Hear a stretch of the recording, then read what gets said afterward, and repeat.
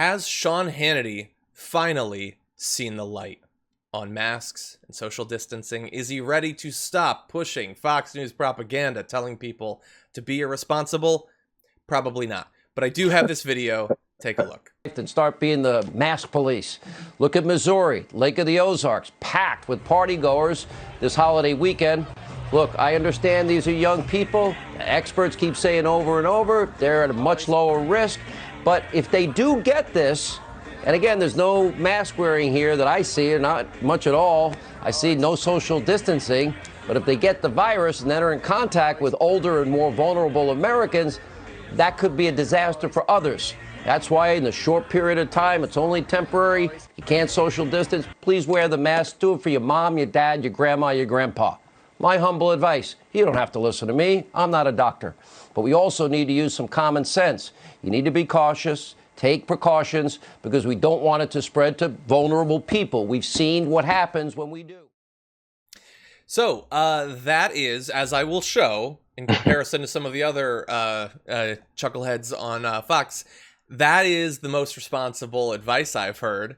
It's not much. The segment was about trying to stop people from criticizing people for not wearing masks. It was super irresponsible. But right there, the pool party seems to be over the line for him, JR. What do you think? Something triggered him on this, because also if you watch and listen to Sean Hannity, as much as I have, he had a different tone there.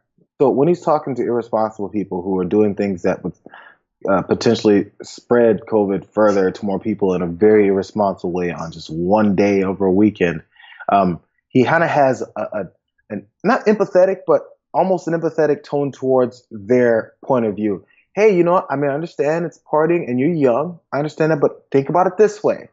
Now, if you go home and you have a mother or a father or a grandmother, they can get sick. We've seen suddenly infecting other people isn't badass, or wearing a mask is something you can say calmly and delicately to folks. Why is that all of a sudden? Because Hannity's tone when he disagrees with someone on his show, it's pretty snide and disgusting and angry and dismissive.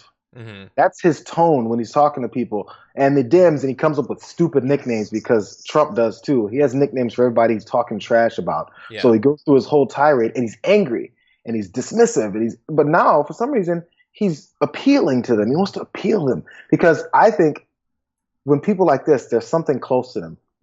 Either he's a friend of a friend or someone in the family. Someone had some kind of a scare and he's like, oh my God, this is real. Certain folks, there's been studies about this, they only care when it's something that directly affects them. Yeah. Once it doesn't affect them, or if it's other people that are getting sick or having or their lives are affected, like whatever, why don't you pull yourself up by your bootstraps? Once your bootstraps are getting all are stripped down and are outside getting beat by the weather, suddenly you're okay with figuring out a way to do this the right way. Something happened, and this is my speculation. Maybe. None of it's true, but something personal makes him wonder about this now. We don't know for sure. I mean, we've seen enough of these cases with right-wing media figures and politicians that for there to be any chance of empathy for people who don't look and think exactly like them, it has to hit close to home. We don't know for sure.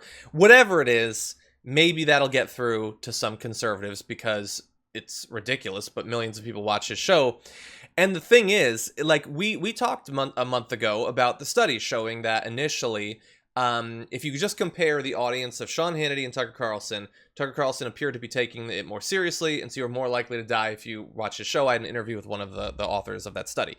I don't know if this is maybe responding to that, but at least from last night's coverage of coronavirus, Sean Hannity comes off looking pretty good, because do you know what you would have heard if you tuned into Tucker Carlson instead? Well, you would have gotten, there is still no science or data at all. Why am I doing a deep voice? It's more of a nasally voice. Whatever. I'm doing my Trump. I don't know why. There is still no science or data at all after 2 months that these lockdowns have done very much to halt the spread of this virus.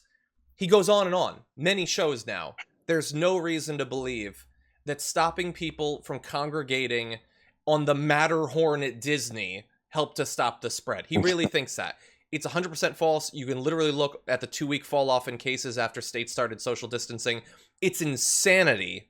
And it needs to be pointed out, because for some, like, I don't really care about Sean Hannity. Everybody knows that Sean Hannity's insane, but for some reason Tucker Carlson has this aura of he's occasionally reasonable. I think it's because he lets people on his show and people want to maintain those spots. But no, he's telling people the lockdowns shouldn't continue. But not just that. That is where most right-wingers will stop, is that we don't need them anymore.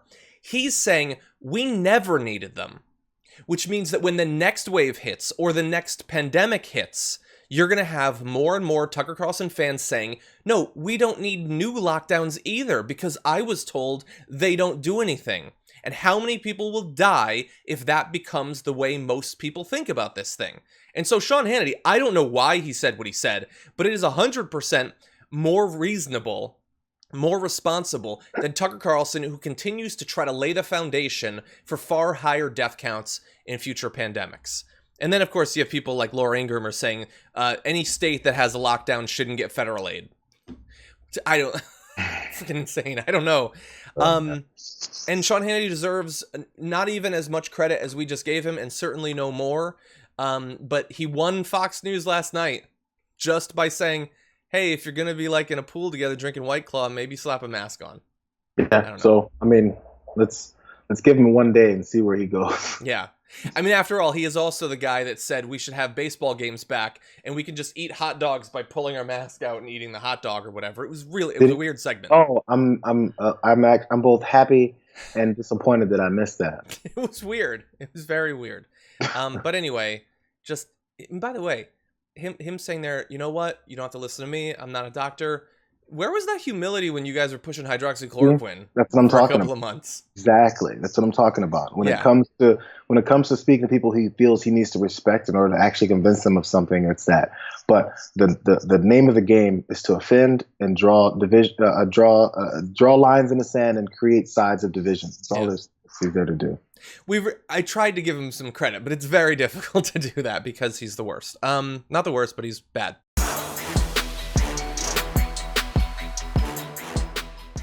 Check out the Damage Report podcast each day, wherever you get your podcasts, whether Pocket Casts or Stitcher or iTunes.